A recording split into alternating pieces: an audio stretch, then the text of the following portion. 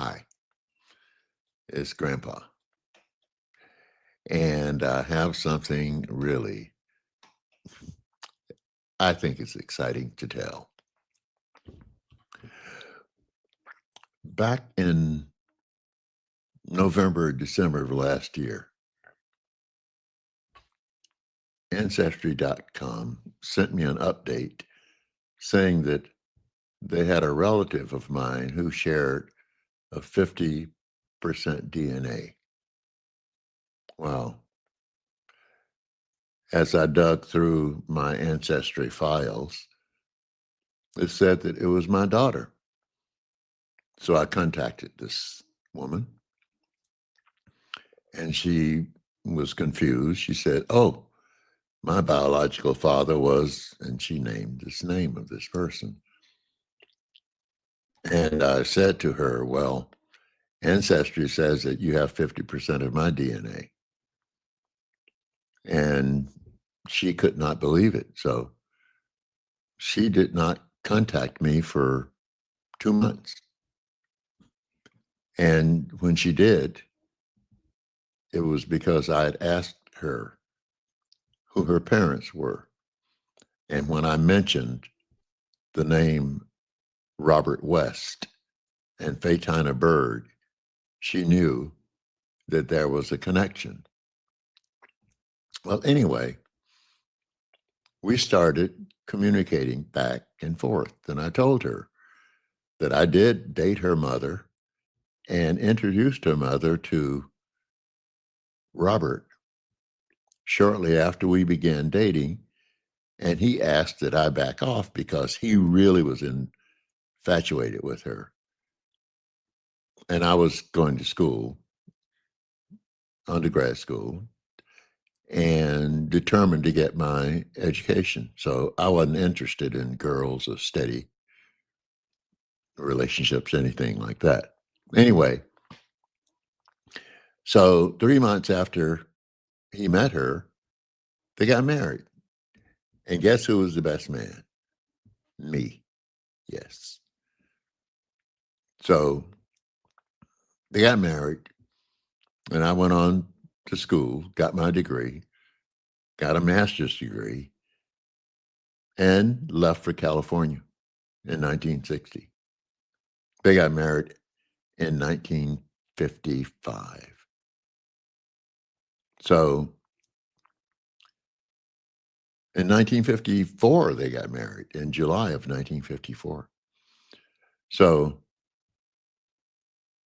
I never heard from them because I moved to California.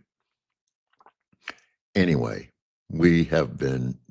my daughter, Valerie, and I have been communicating since January. And we'd been Zooming and getting to know each other. And we decided, why don't we write a book? Because there are so many people out there who are looking for family ties and they give up. And what's the likelihood, anyway, of someone who is 70 years old finding her father who is 94? But we never give up. And that's the nature of this podcast, never giving up. So we had a meeting. She came from Atlanta to meet me face to face for the first time. This was last Thursday. Now, I'd prepared the family for her, so we had been talking about the way that we met and how drive-in theaters played a major part in people making out in the 50s. And so she decided to come and have a short meeting. So she came in, and at the airport, I hugged and kissed her and told her that it was good to see her. My stepdaughter, Carrie, drove me to the airport. So she was there to meet her sister, her big sister, her older sister, because Carrie is 63, Valerie is 70. I also have a son who is 63 and another stepdaughter who is 60. So we came home and she met the family, and my son-in-law, Ken, said to her during the outlandish laughing and having fun that was occurring, because we were cooking a late dinner. So he said to her, I got good news and bad news for you. Which do you want first? And she said, give me the good news. He said, okay. The good news is welcome to the family. And the bad news is you're stuck with us. And that was the feeling the whole weekend as she met my two stepdaughters, her sisters, and my son, Alex, her middle brother. Now, you would think that that would be enough, but no. What happened was that we discovered that there was another cousin who was related to us living in LA, in Hollywood. And she and I had been communicating, for a good 10 years, because she was looking for her mother and is related to me on my father's side. And we had been trying to make connections, but didn't know that we had a common cousin in Valerie until Valerie had contacted Dolores and found that they had a family connection on her mother's side. So Dolores and her son, Guy, came to visit us. And this was the first meeting that all of us cousins had with each other. It was wonderful. And so I'm here to say to all of those people who are out there looking for, but not finding their relatives, don't give up. Because look at what happened to us. What's the likelihood that a 94-year-old man is going to be in shape enough that he can negotiate the technology and he still has his faculty and he's capable of making the connection? What's the likelihood that at 70, you're going to find your 94-year-old father? The average life expectancy for Black men is what, 74? That means I'm 20 years past that.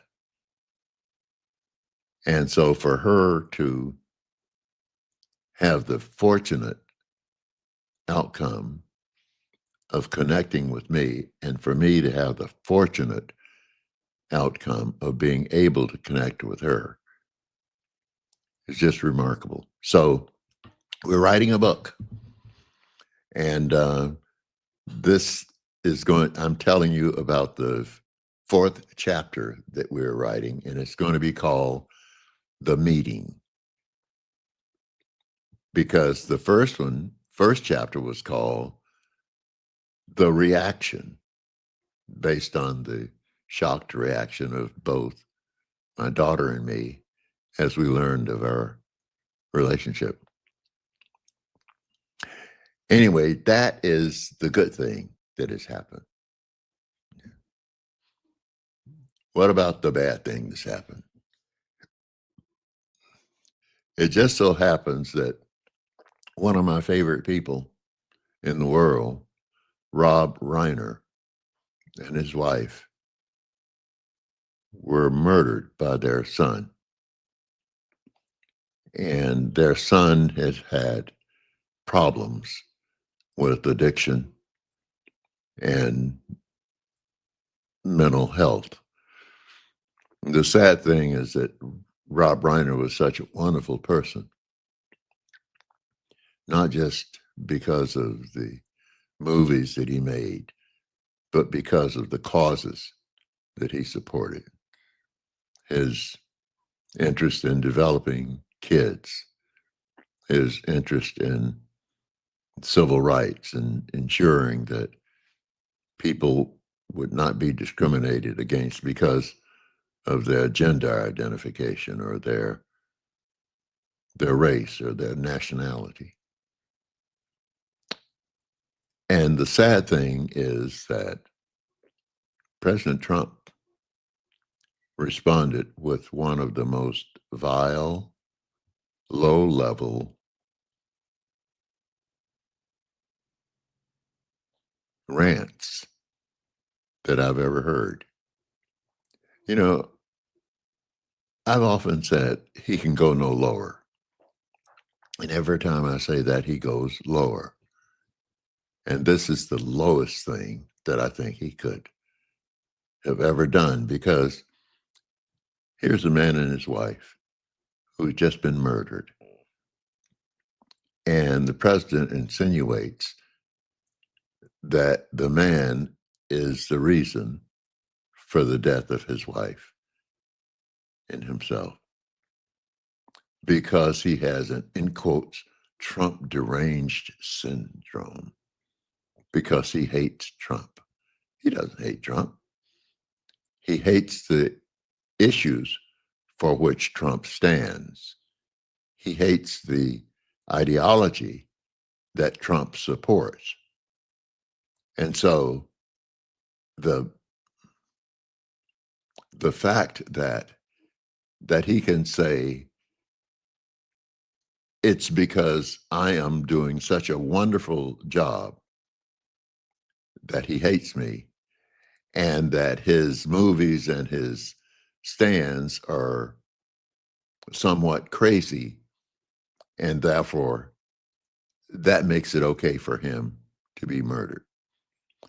So for those out there who are thinking that President Trump is an idol or role model, you don't want your kids, you don't want your friends, you don't want your family speaking like this.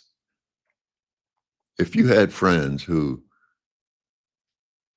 regaled someone's death based on their own popularity or their perceived achievements,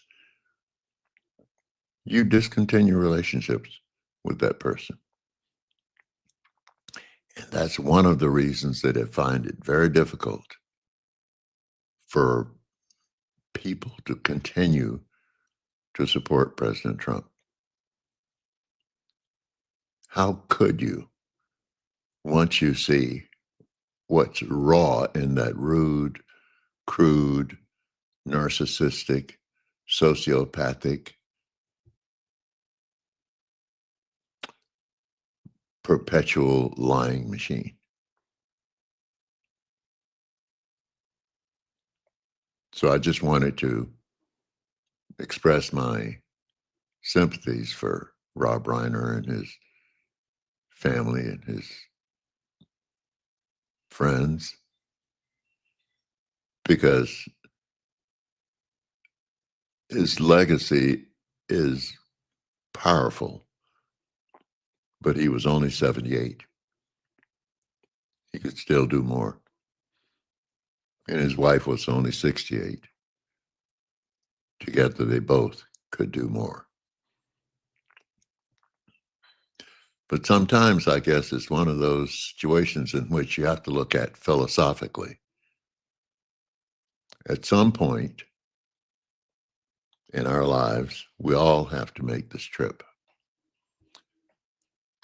But the thought is always that you're going to make this trip much later on in life, certainly not at 60 or 70.